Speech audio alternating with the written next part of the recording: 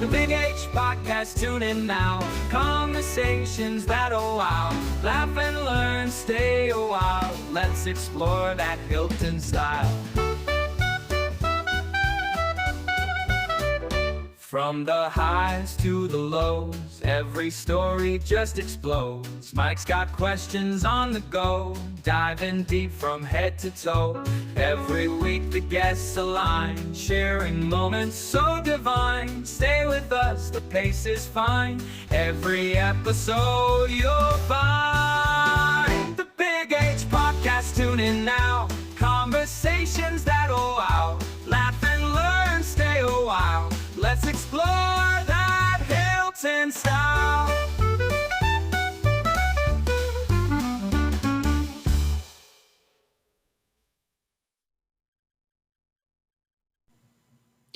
Hello and welcome to the Big H Podcast. I'm your host, Mike Hayes, and today I have Mr. Tom Berger, funeral director of Berger Funeral Home. Tom, it's great to have you along with us. Thank you. It's a pleasure to be here. So many things to get into on this podcast. We have all the time in the world. Let's start in a little bit about your family history and your background and your roots in Hilton. Well, my roots go way back on both sides in my father's family, and indirectly in my mother's family up more in Brockport. But my grandmother Berger was a Wright, and that's a big family here in the area, still descendants, myself included. And way back in about 1811 to 1813, Mrs. Elizabeth Wright came here with 4 sons and several daughters, and they all settled down around the Dunbar, what's now the Dunbar Town Line Road. And actually there's a little cemetery there where the early Wrights are buried. It's a little unique there. Mr. Wright didn't come. His name, he's long gone, so I'm not going to do him any harm. His name was Gad Wright, and he actually had 2 families going at the same time. They started in Massachusetts, came to Connecticut, then came to Oneida County, New York, where, as I said, he was having children by Elizabeth and by Rhoda North. And he did not come here. He visited here, but he didn't come here to live. But the 4 sons were Gad Jr., Barbara, Nathan, and Jesse. And they all did come here, and a couple of the daughters married and stayed in the area. On my father's side, the Berger name was actually changed from Vanderbogert to Berger. Vanderbogert, as you probably, those of you that understand where names originated, that was a Dutch name. They came in, the first Vanderbogert came into New Amsterdam, which is, of course, now New York City, around 1625. And that family moved up the Hudson River to different communities, and they ended up in the border of Saratoga and Warren County, and they were there a generation until John moved to the town of Greece, then about the same time frame, around 1815, and the name was changed from Vanderbogert to Berger. Why? I do not know. My grandfather, who of course this John was his grandfather, he didn't know. Did John get in some trouble down in another part of the state? I don't know, or I just think he wanted to change the name to something shorter. Most of the people on both sides were involved in agriculture. My grandfather Berger, who was a descendant, of course, of the ones I'm talking about, he and my great-grandfather had a farm. It was actually in the town of Greece, but it was just across the Parma border on Hogan Point Road, which is a dead-end road, actually. But they had a farm there, and that was taken up. Half of the farm was taken by the eminent domain by New York State to build the Lake Ontario State Parkway. They took 85 acres of the farm and paid my great grandfather and grandfather $6,000. They protested it and went to the Court of Appeals and got 12. But of course, the lawyers had to get half of that. So my mother's parents were in Brockport, where all of the elementary schools are in Brockport. Was my grandfather's farm, and the school district would buy 10-acre sections. And I remember they'd give Grandpa like $10,000. But oh my Lord, that Ralph Ellis, he was the richest guy in town because he got 10,000 for a few acres. Actually, the remnants of that farm, if you go out of Brockport, there's an old, it's old, a stone house that's been a bank. It was a church for a while. That was my grandparents' home. On the other side of that Ellis family, my mother's maiden name was Ellis, were the Hartshorns, and they were up on the hill where Wegmans is. There were two brothers, Ralph Ellis and Fred Ellis, and when their parents died, one got the lower farm, Grandpa, and Fred got the upper farm. So every time I go to Taco Bell or into ES&L up there, I think this is Ancestral Acres. Mm-hmm. So now my wife, she was a native of Hamlin. We went all the way through school together from kindergarten on up. Actually, let's start with the kindergarten story. Um, we started school in 1951, which is the last year that all 12 classes were in what's now we call the Henry Street School. All 12, 1 through 12. So there wasn't room for the kindergarten kids.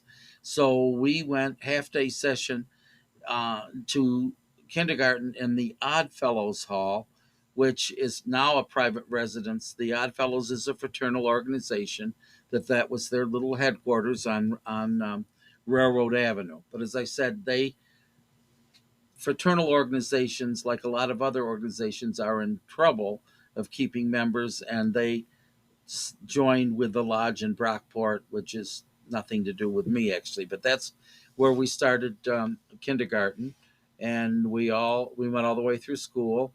We graduated in 1964. I went to Cornell University as a pre-veterinary medicine student. I'd always wanted to be a veterinarian.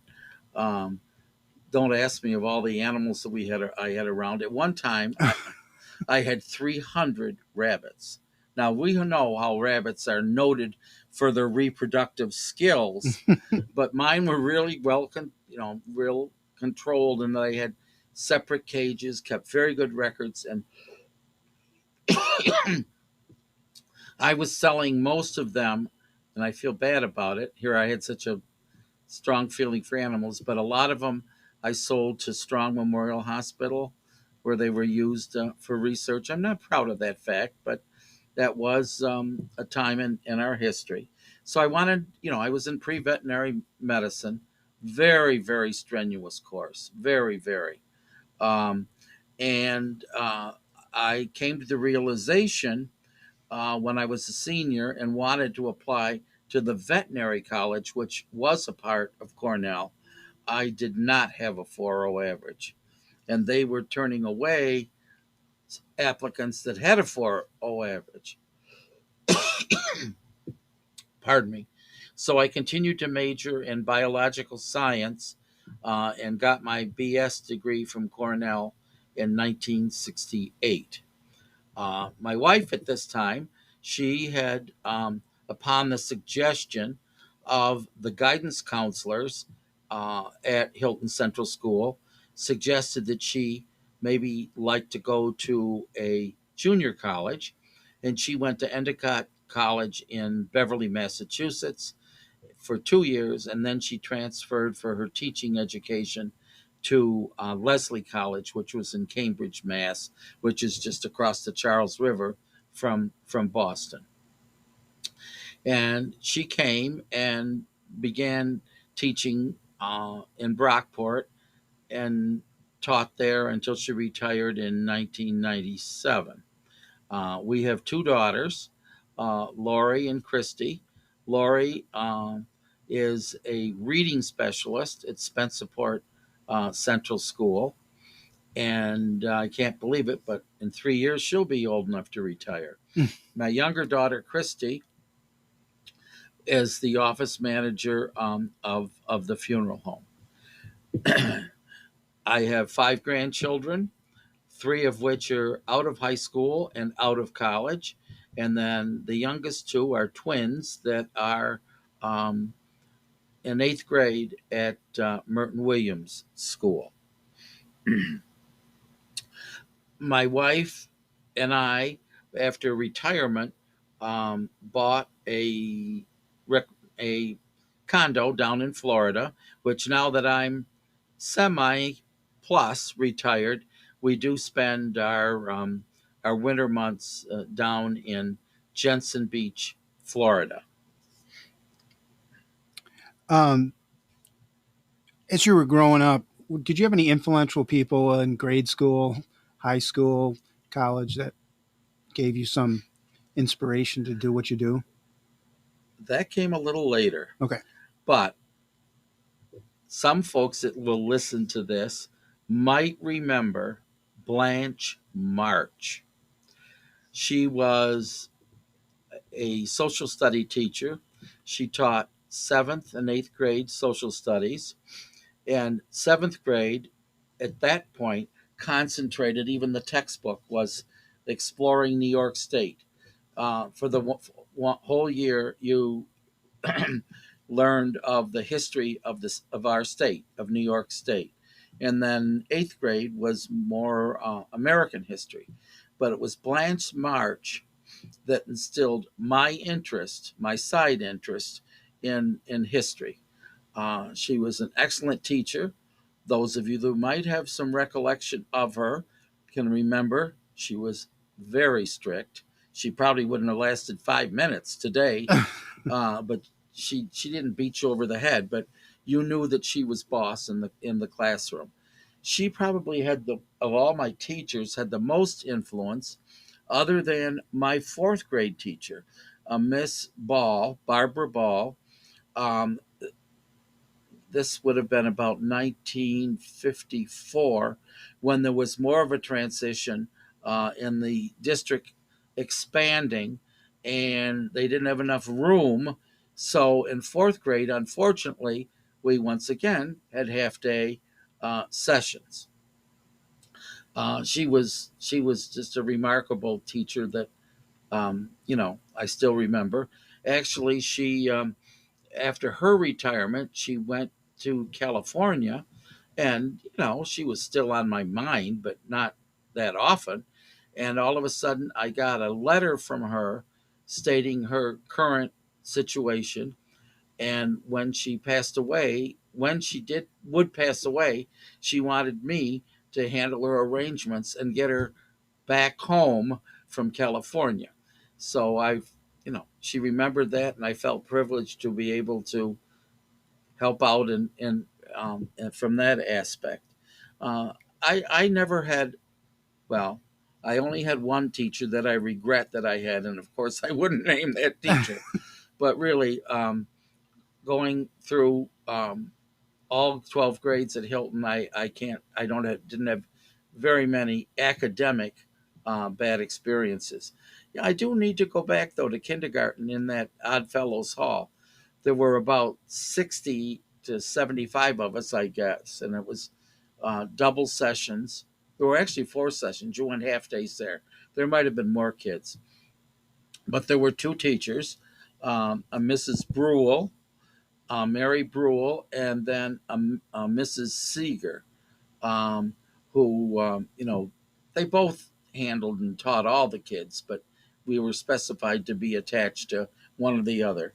And, that was a good experience. I do remember, I wouldn't pass codes today. That building had one bathroom Hmm. in the basement. You went down these rickety stairs. The paint was sort of peeling off the cement walls. I remember they were painted blue, and then you went in the restroom, which just had one toilet, and everybody used it, boys and girls, and of course, just you had to raise your hand if you had to use the bathroom. And of course, we would also, I don't know how many people remember that in kindergarten, you always had milk and graham crackers, and we would venture downstairs for a little break and have our milk and graham crackers. And then, of course, that was still the day when you had to bring your rug, and when the teacher needed to get a little reprieve, you'd take a nap on the rug.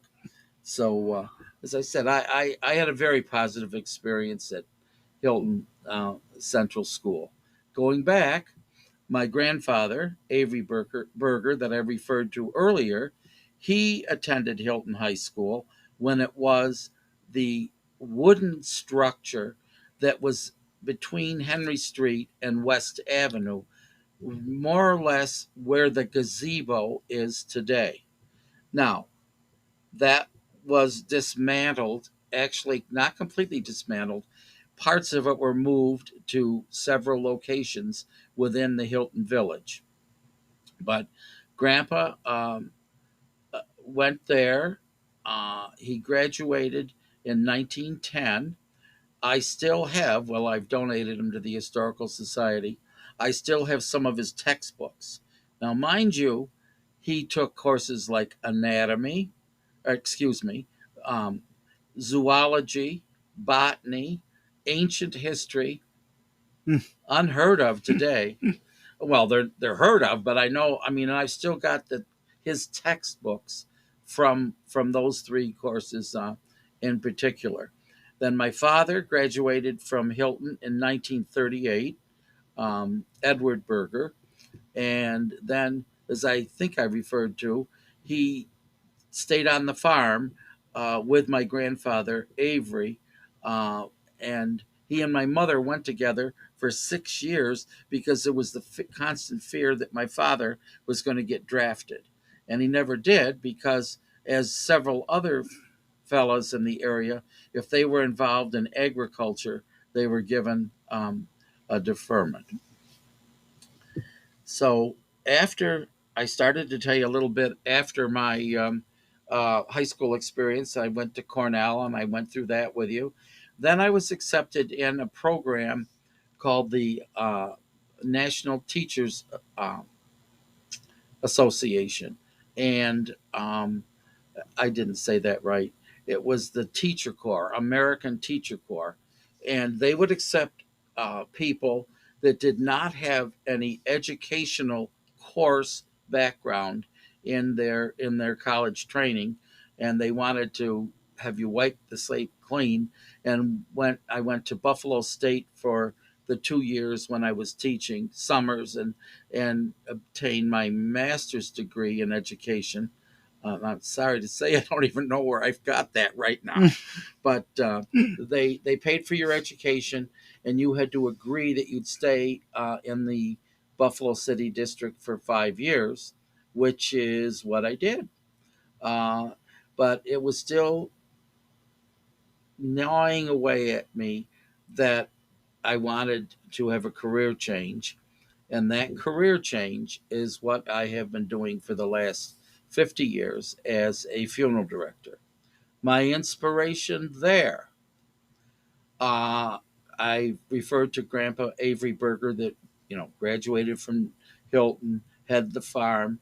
Um, my family lived right next to my grandparents, and my grandfather uh, was became ill with a form of cancer that I'm sure today would have been cured or at least put into remission.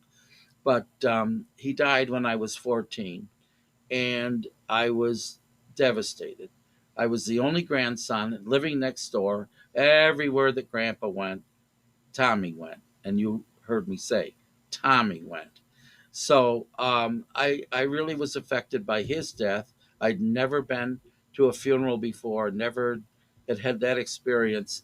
And his funeral was at the Adams Funeral Home, which is at 225 West Avenue, across the road from the Quest School. Hmm. It's no longer a funeral home, um, but I was, number one, fascinated, and I'm just going to say it. Before Grandpa died at Brockport Hospital, he was emaciated beyond you could even imagine. He looked like somebody that had passed in the concentration camp. But when we walked into the funeral home, it was a traditional funeral. He was laid out in a casket, and I was just fascinated. Now I know the technical things that Mr. Adams did to make that viewing possible. And the way I would put it, he gave Grandpa back to us for a couple more days. So he was my earliest inspiration to become a funeral director. Can I give a little history of undertakers, Absolutely, yeah. funeral directors Hmm. in the Hilton area? There's a history of them. Uh, it used to be all funerals were held in the people's homes. There were no special places called a funeral home, and some of the earliest funeral directors at that time known as undertakers or morticians in Parma Center. There was an Edwin Twentyman, a representative of the Twentyman family, and then there was a Burritt funeral home. And I don't want to say funeral home, undertaker, where basically these places would have a supply of caskets when the death occurred, usually at home. They went, got the body, brought it back to their facility, prepared the body, and that word would be embalmed the body, put it in a casket, took the casket back to the family home where the visitation would be, and it usually would be 2 days. And sometimes the funeral was held right there in the home, or other times, if the person had a uh, church affiliation, they'd take the casket to the church and have a funeral, and then to the cemetery. So some of the early funeral directors were Twentymans, Burritts, and then came along George Lee, who basically took over some of the work of the original Burritt Funeral Home. And they were beginning to have funerals in a specific building, and his was on, not where the dentist office is now, the Sassone dentist office, that was the Lee Funeral Home, then became the Lee and Tubb Funeral Home, and then in 1957, Mr. Carl Cant bought that facility.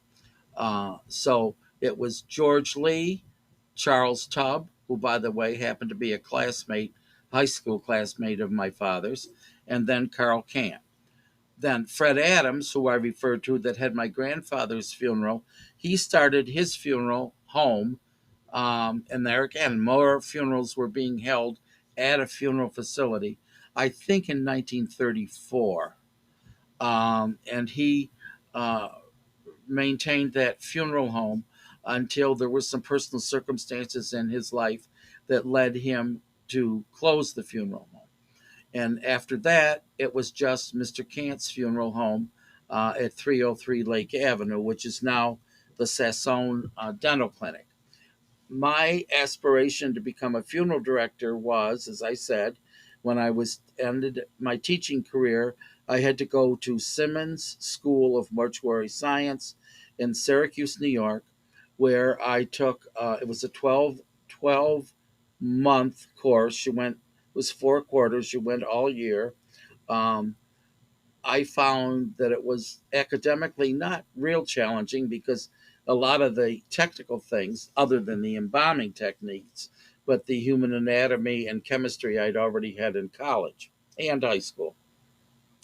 So upon completing Simmons School, then you are required to serve a year's apprenticeship, which I started at a funeral home in Syracuse and then completed at Miller Funeral Homes in Rochester, New York.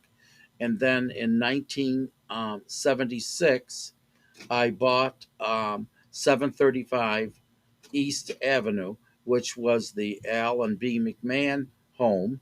and was very fortunate that the current members of the Parma Zoning Board were very cooperative with me and did give me a use variance for that property, which which I changed it from a residence to a funeral home.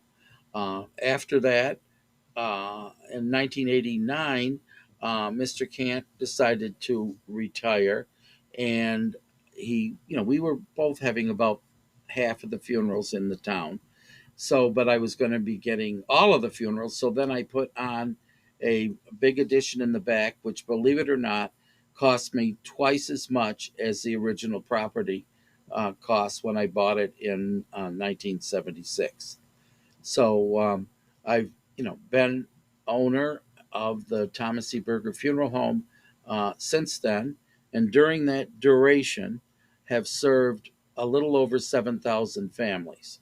As I referred to, I'm semi-retired, retiring, and I've had the privilege of a gentleman that's worked for me for a great number of years that is going to be able to take over the funeral home and continue, hopefully, some of the things that were started by me in terms of being quite progressive in that the National Funeral Directors Association for many years had a program called Pursuit of Excellence, and you presented what your program, people would say program for a funeral home, but for all of the things that we did during the year, and they were judged by a panel. And there were a couple of years that we got the second place in the nation, and then eventually got the first place, which was a beautiful white marble eagle statue, which I do have displayed at the funeral home. What are some of the things that I did during that time frame that would qualify to even apply for this designation?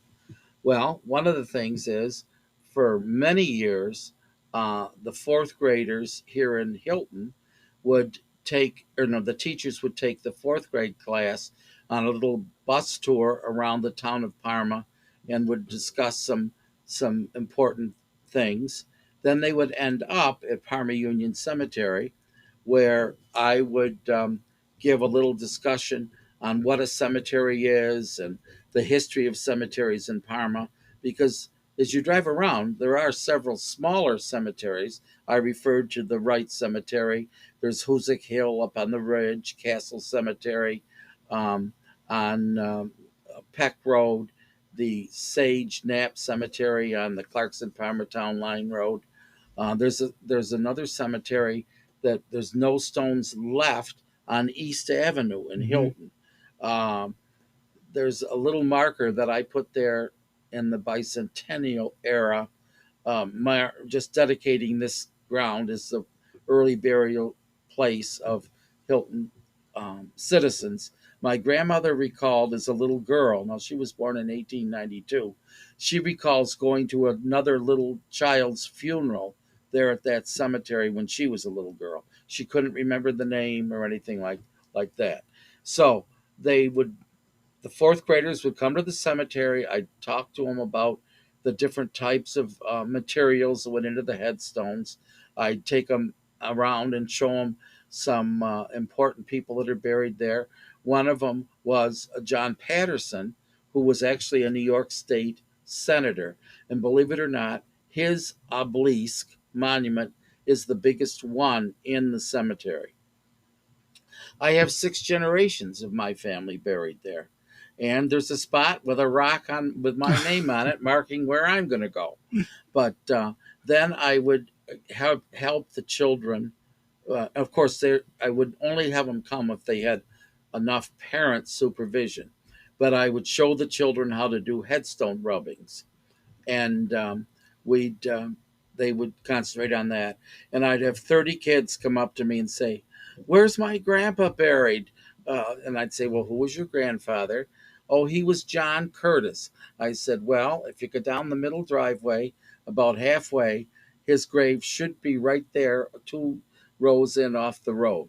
But I mean, a lot of the times they'd name people that I couldn't pinpoint where that they were buried. Also during this time frame, and these were all things that I would put together for the um, application for the Pursuit of Excellence Award. I was also teaching a death and dying course at the through Hilton continuing education. I did that for about 7 or 8 years. It wasn't standing room only, Mm-hmm. but I wouldn't do it unless there were 5 people that registered, and most of the time it was 5 to 8 people. Also, at the same time, I was not teaching the full course, but I was invited initially to go to a death and dying course at Monroe Community College. And when I started to keep track of going out there, because there were like 3 professors that taught death and dying, um, I got close to 500 times that I went to MCC. I was not reimbursed. That wasn't the reason I was doing it. I got a lot of dinner certificates from from the teachers, but I just I it was I enjoyed doing it, explaining what my profession was all about, and answering questions because of all the things that are out there. If I ask, in fact, I used to start my lectures out um, at some of those classes. I'd say, if you were given 100 career choices, where would you put my career, funeral director? And they're all looking at each other. I said, then for just a little humor, I'd say, blessing my next Big Mac, I bet most of you put 99 or 100th, and they'd all shake their head. But hopefully we would there'd be a better understanding of what the professional responsibilities of a funeral director are. And of course, I didn't have a specimen to explain the embalming procedure, Mm-hmm. but I would bring some of the materials that are used for that procedure and explain how they were used in embalming a body. Then most of the people were most interested when I talk about cremation. There was so much misunderstanding. They almost thought that when people were cremated, somewhere they had a funeral pyre where they would just toss bodies in on it and have their body cremated. Of course, if anybody, I don't think there's many that are listening to this, remember that was the situation in the original Gone, excuse me, original Around the World in 80 Days movie, which I don't know what year that was. My guess in the 50s, early 60s. But I would explain that when a body is cremated, um, that the end product of the cremation is basically the human skeleton. It's not ashes as people think they are. When you and it takes about 4 hours to cremate a body. But when you do see the product of cremation, you can recognize bone fragments. Um, they the longest part of the cremation process is the cooling off period because the chamber does get up to around 2,000 degrees. But they bring those bone fragments out, put them in a machine, which, for lack of a better word, pulverizes those into what we call ashes, or another word is cremains. So that sort of summarizes my professional contribution.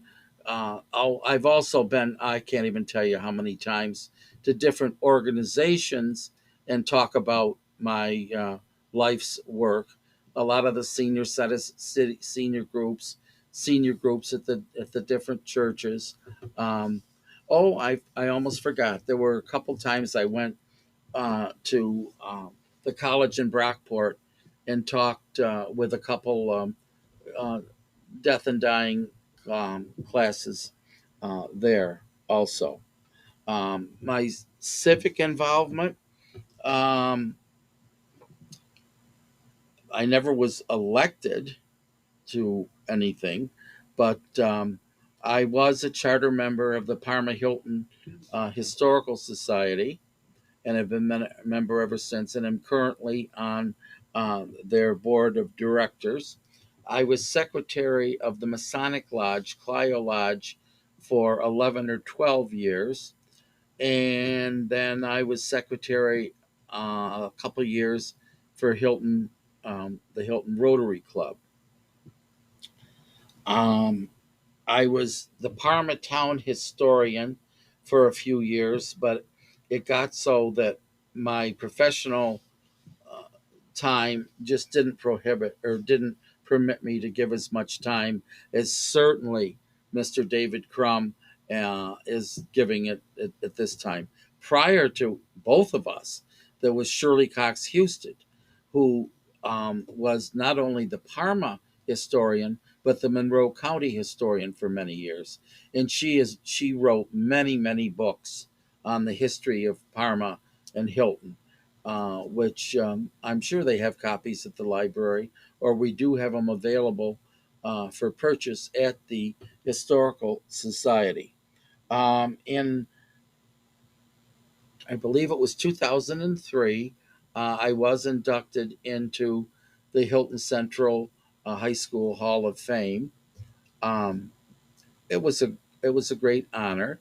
Um, and they still have that program. It's ongoing. I think it's every other year they accept nominees for that. Um, I've nominated several people, including one of them was David Crum that I mentioned, that was elected.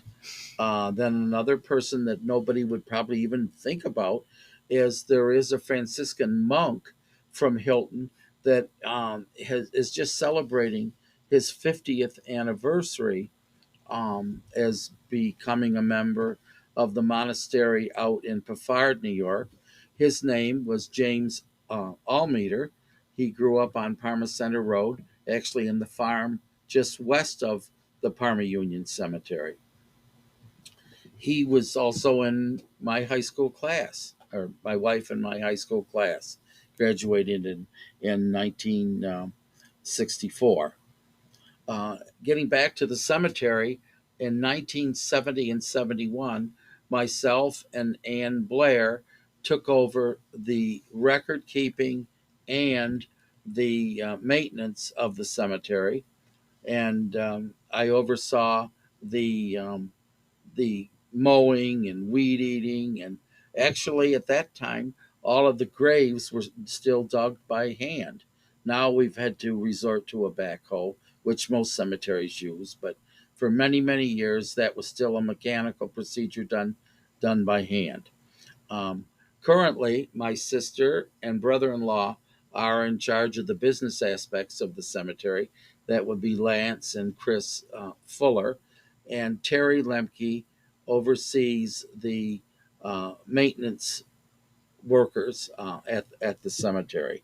So in 1970 and 71, I oversaw the transcription of all of the graves, all of the headstones, first of all, at Parma Corners Cemetery, which is a relatively large cemetery just crossed Route 104, Ridge Road, as you're going to Spencerport on your right, near, I don't mean to do advertising, near D'Angelo Plumbing and Heating.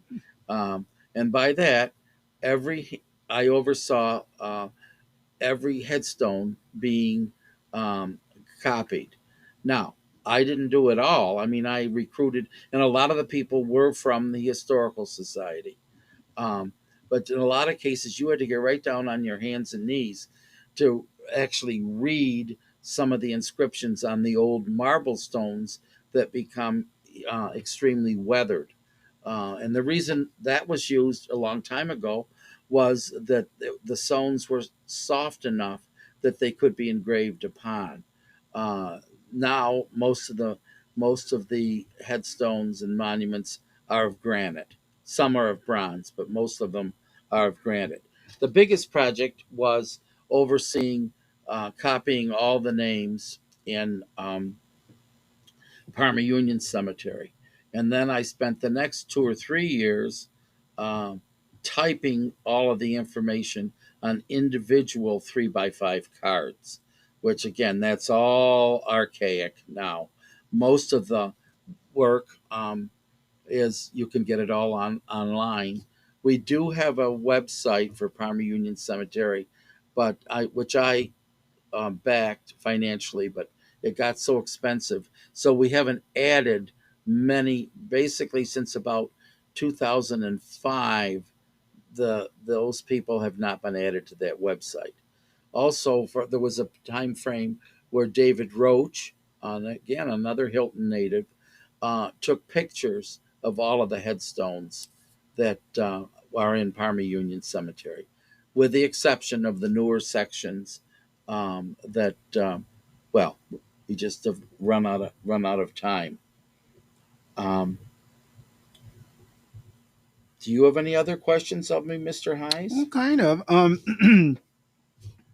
You answered a lot of them. You're very good, very thorough. What's on the horizon for you and your business? Well, I think I mentioned I am in the process of selling it to my longtime associate, Douglas Chalette. He's a native of Ogdensburg, but he came to work for me about 25 years ago Mm-hmm. and was with us for around 10 years. And then he needed to go back home to oversee the care of his elderly parents. And then a few years after that, he asked if he could come back with the understanding that perhaps we could work something out in the future where he could take over the business. So on our advertising now, it says Douglas Chalette, manager, Thomas Berger, founder. So and I'm there. They're supposed to, and most of the time they call me the next day when somebody that I know real well has passed away, so I can at least call up the family and extend my condolences. A little humor here is people used to say to me, well, they still do. They'll say, "Oh, Tom, I hope you're here when my turn comes." And as a return, I say, "Well, you never know. You might be here when they put my name in the paper." And about half of them will say, "Well, we see your name in the paper almost every day." uh, so, um, and the other thing is, people are always urging me to do it, is I could write a book that funerals are funny, because I've had many, many incidences where there's a humorous aspect to um, what I do. And in fact, I'd forgotten that I had said this, but Mr. Heis's grandfather's funeral, you share the remark I mhm. made. Well, it was at St. Leo's, and it was my grandfather, and we had the grandsons were rolling it out, Paul and Bears, pallbearers, thank you. And just before we exited, you said, "This is the last bump in the road," the door jam. the door jam, and as soon just at that time, kaboop, and my grandfather's casket took a little bit of a bump, and it did provide. I mean, we were in our teens or whatever, but it did provide some humor at the time at just the right moment. And I didn't always find it appropriate to make any remarks. Another one, I can't share a name, but another one that was very humorous is there was a gentleman that passed, and he had a special liking for Genesee beer, and his funeral happened to be in the old St. Paul Lutheran Church, where there were several steps where you would go up into where the actual sanctuary was, and the family had assembled. Um, no, just the pallbearers had come down to the funeral home to get, and they were all grandsons, to get Grandpa ready to take up to church. And one of the boys comes in with a brown paper bag, as if I didn't know what was in the brown paper bag. So he sort of seemed shy about it. He says, "Come on now, we can take them out." And he took them out, and we put them all around Grandpa in the casket. But after I told him to do that, I'm thinking, oh my Lord, going up those steps at St. Paul Lutheran Church, I hope they don't roll around. Well, they didn't. We got to the cemetery, and um, the boys are carrying Grandpa to his grave, and all of a sudden, one of them did make a little change of position. And one of the boys says, "Come on, Gramps, can't you wait till we get you in the ground to your Papa Top?"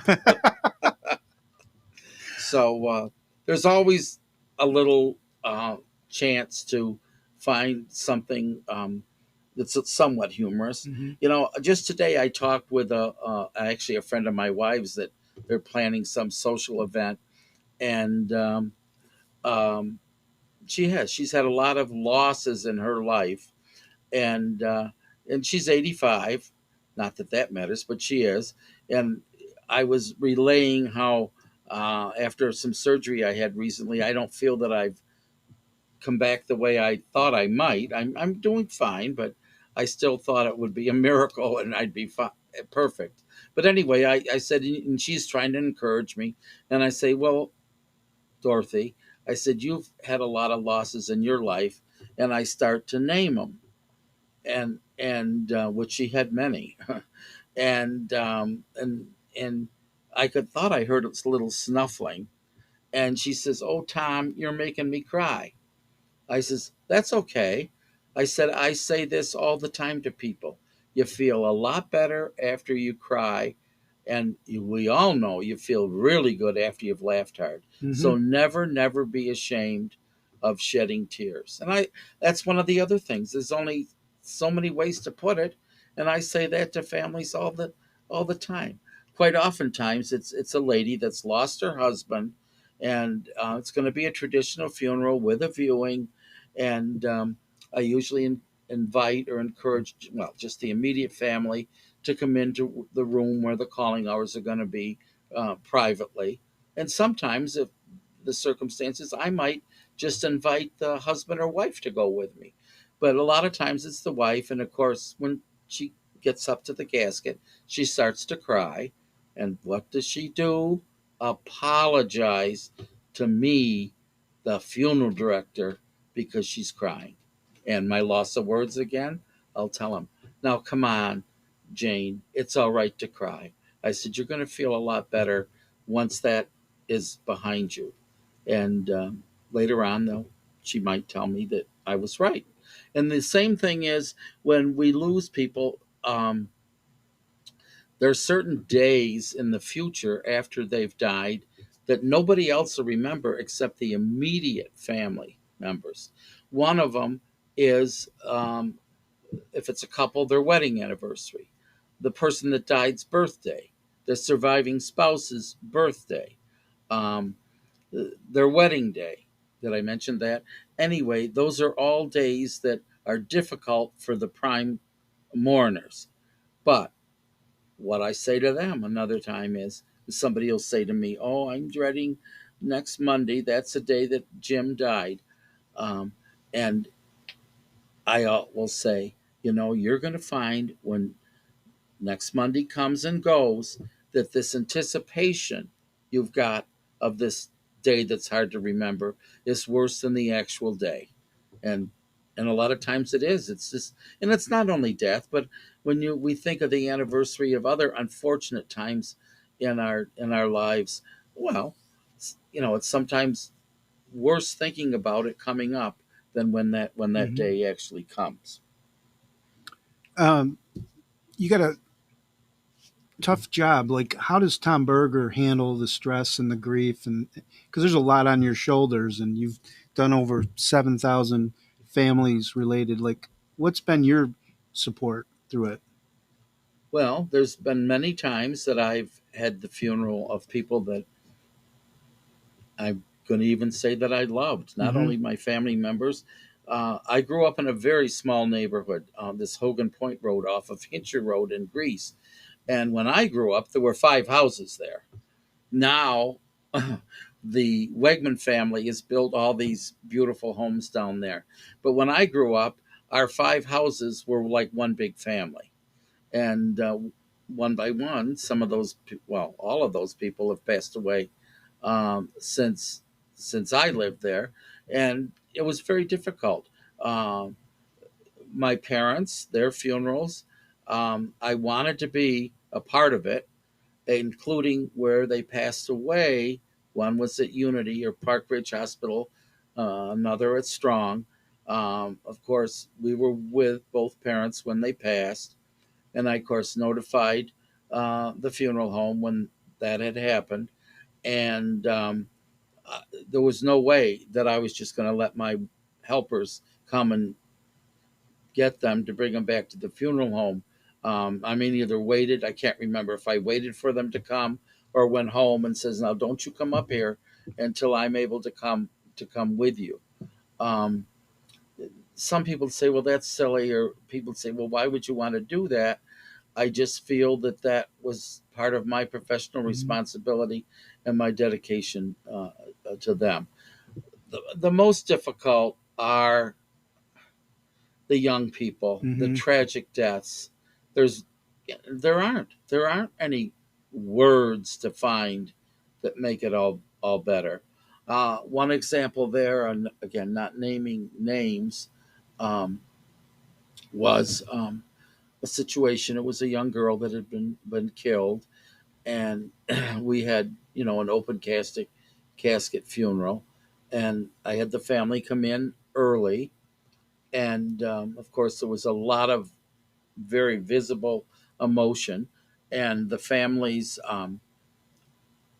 clergyman person wanted to be there when they came, which was fine.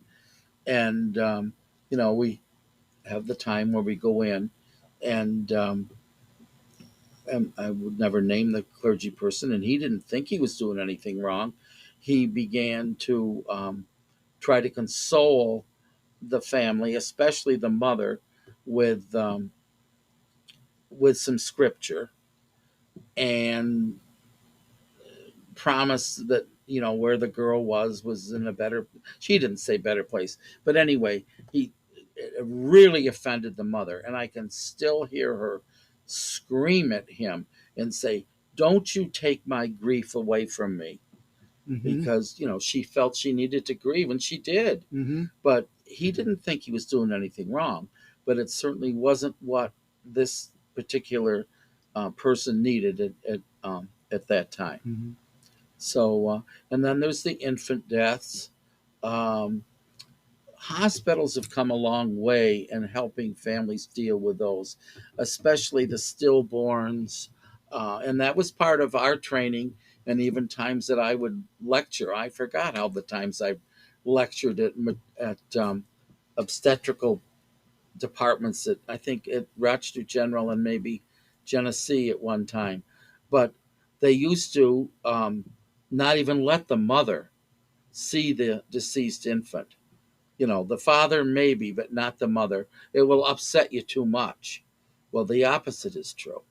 They need not only to see, but they need to hold that child, unless there's some physical circumstances that would not make that a positive experience, which that has happened too.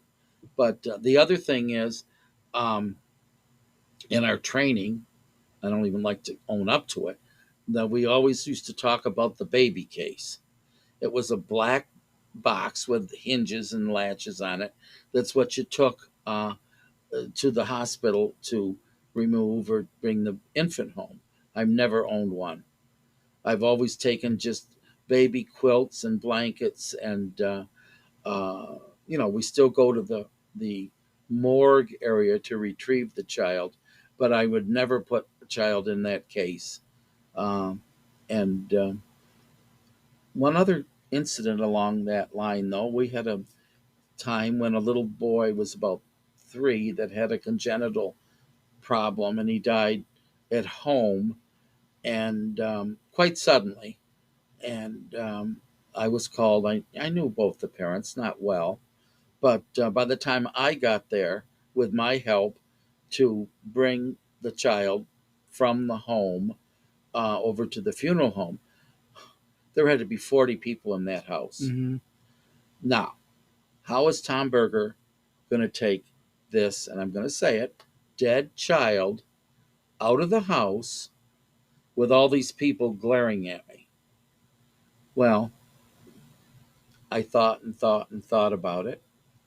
And finally, I passed it by one of the grandmothers who I knew better. And I said, this is going to be a very difficult time for me to take, I'm not going to say his real name, um, Arthur, from the house. But I said, what is your thought if I have the mom and dad um, dress him? It was in the winter in his little snowsuit or whatever, and have them bring him over to the funeral home. Well, the grandmother I presented it to was very much in favor. The other grandmother says, "Am I crazy?" Mm-hmm. But um, uh, two against one out, and I would never just pop it on the parents.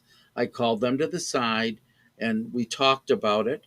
Now as I said, this child had lots of physical issues where they had been doing extra things for this child for the 3 years that he lived. Uh, they couldn't believe it that I would even think of such a thing, Mm-hmm. and they did. They they've been dressing and undressing him all along. Um, so they did. They put him in a snowsuit. The father, not my idea, even went out and warmed up the car before. Uh, and I did ask the other people in the house to sort of get out way. It was an upstairs. They came down, and then the car was in the garage. We went out through that entrance, and so they brought the child over, and then when we went in the funeral home, let's see who was carrying him. The father, the father, and we sat out in my lobby, uh, and I did so happen to have a rocking chair there that I've used under other similar circumstances. But we sat and we talked a little bit about what we were going to do for a funeral. But I said, "Now, Dad, why don't you give Mom your son for a few moments," which we did. Well, at that time, my preparation room, fancy room for embalming part of the funeral home, was on the first floor. That's not the case today. But when the time had come, I said, "I think it's time." I said, "Mom," called her by name, of course, "why don't you give child," called him by name, "to Dad?" And then I had him bring the child into and set him on the table where we would do that other procedure. I'll never forget. In fact, I think I've got it somewhere. The letter that I got from the grandmother that was against it. Because, of course, when the kids got home, they gave them a complete review. When I say the kids, they were probably late 20s. Mm-hmm. What they gave a complete review as to what we had done. And as I said, the letter that I got from the dissenting grandmother made it all worthwhile. Other times, I'll never forget, there was an infant on it doesn't matter, but a child that died uh, at home. Oh, and it was a blizzard. And the fellow that worked for me at that time and I went over. And it was all we could do to even stay on the roads to get there. But, you know, they they dressed the baby. I didn't have them come out to the car because the wind was blowing 40 miles an hour. But um, the next day, or maybe it was 2 days because it was a bad storm, when I met with them, I said, "Boy, how much did Scotty weigh?" I said, "Boy, my arms were tired when I got back to the funeral home." Now, why do you think I said that? Because I didn't want them to think I just tossed Scotty in the back seat. Mm-hmm. And I did hold him. I did. But that to me, I didn't get any feedback from it. But I just know that, oh, they'd probably been wondering where'd they put him? Where'd they do this and that? And I said that because that's what we did. Um, So I didn't mean for this to get into a depressing, No. uh, morbid presentation, but I'm really thankful to Fred Adams for what he did for our family back in November of 1960. And later in his life, he ended up living with his son and daughter in law, um, as in their home on Parma Center Road. And I used to stop by and to see Fred, and he knew what I felt about him. And usually the son and daughter in law would leave us alone in the family room and we'd talk. And we would share professional stories from, some of the tragic cases that we dealt with. We also would talk about the payment framework of Mhm. different families. This is amongst ourselves, and we get some chuckles out of it. And yes, I was privileged to have his funeral. I think he was about 98 years old when he passed away. But as I say, I'm glad I had the chosen career that I have, and I'm also glad when I started this and decided to go to funeral directing school. I wanted to have a funeral home in my hometown where I really knew a lot of the people. Now we all know Hilton and surrounding areas have really, really changed. And what's going to happen over the next 5 years? Basically, it's going to be um, more housing tracts will be expanding, and the rural way of life is going to be a thing of the past.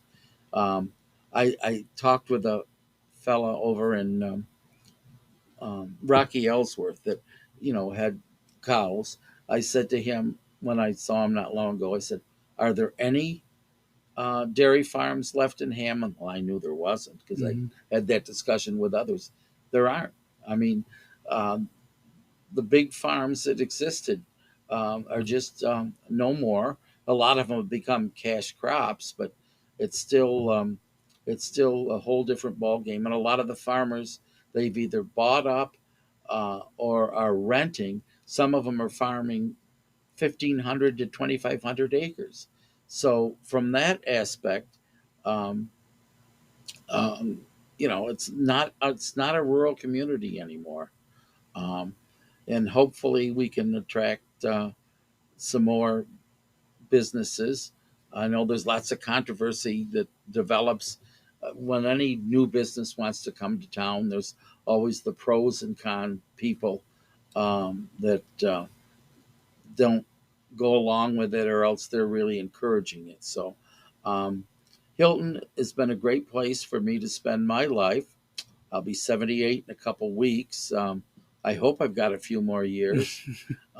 But I think it's a great place to grow up your kids, and I'm really impressed with the way our greater Hilton community stands behind the music and sports programs that the school has. And I always need to add that I was a member of the first marching band, which was started, let's see, in 1963 when a Mr. Bud Lucy came to Hilton from, let's see, I think he was from Wyoming, New York.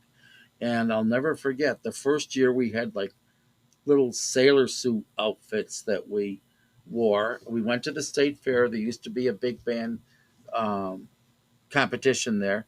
And I think we came in second place.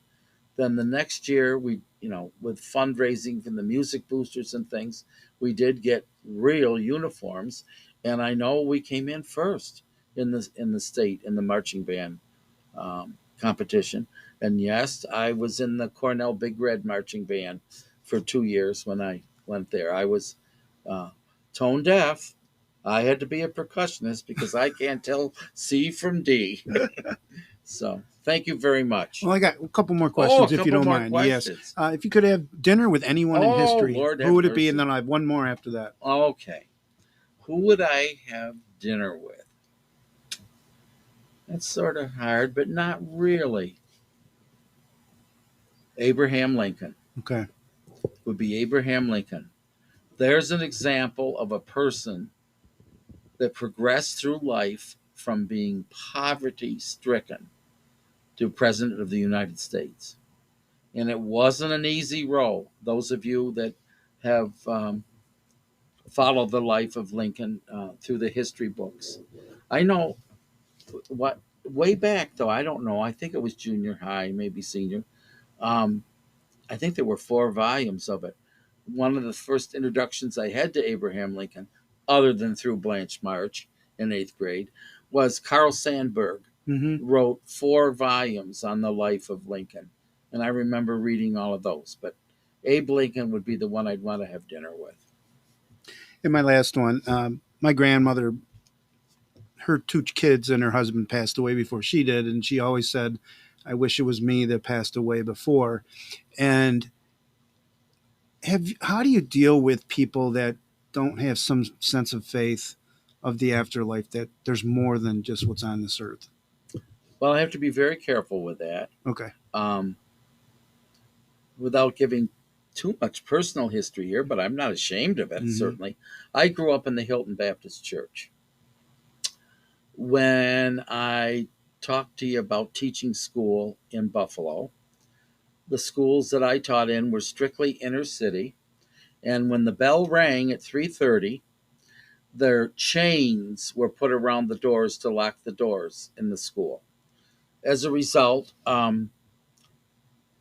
we as members of the teacher corps would look for other places to do after school activities with the kids. And one of them was at St. Mary's Church in downtown Buffalo. And I got very well. The priest there at that time was so accommodating and letting us use the facility. Which, remember, I said inner city Buffalo. Mm-hmm. All of the founding members of that church had all moved to the suburbs. So anyway, just one thing would lead to another, and I just had a calling to convert to Catholicism, and so that that's just a little bit of my faith history Mm-hmm. background. Mm-hmm. But no, oh dear, probably, and I'm not talking about our. I'm said all these positive things about the community, Mm-hmm. but at least 45 to 50, or maybe even 60% of the families that we're called upon to help at this worst time in your life cannot give us a church connection. Mm-hmm. Mm-hmm. We have a list of clergy people that we call to help out, and other times, and I'm not trying to turn my collar around, Mm-hmm. but people say, "Well, Tom, you knew Dad better than any minister would. Will you say a few words?" And I don't want to, as I said, I don't want people to think I'm trying to become a clergy person Mm-hmm. too. Even though I did get certain, I forgot about this. Way back, I went to a 2-week course on becoming a civil celebrant. And what that dealt with is conducting funerals from not necessarily a religious aspect, but from celebration of life of the person. Um, and my associate Doug, we do the same thing periodically. But if we try to get a clergy person to come in at that time, if the family's agreeable to that. But it is sad that you know, and a lot of the mainstream churches are having a hard time surviving. Just like I referred to the fraternal organizations, um, fire department. If you look, they're always trying to recruit younger members to become firemen. But now the state has so many requirements to be able to be certified, even as a volunteer fireman. That's what's happened in the ambulance corps. You not only have you have to be an EMD on board and all of those things that communities can't necessarily provide. Bus drivers. Every school district is looking for bus Mm-hmm. drivers. There was something on the news, I think a couple nights ago, where they're even going to increase the distance that kids are going to have to walk to school from like a half a mile to a mile because they just can't get enough bus drivers to Mm-hmm. man the buses. So, hate to end in a not positive note, but it's a fact of our life. Well, Tom, it's been great getting to know you on a much more personal basis. And I hope I don't have to see you anytime soon. But if I do, I know my family's in good hands. Okay. Well, Thank you. folks, it's been thoughtful talk with Tommy. Thank you for joining us. And we'll be back with more episodes real soon.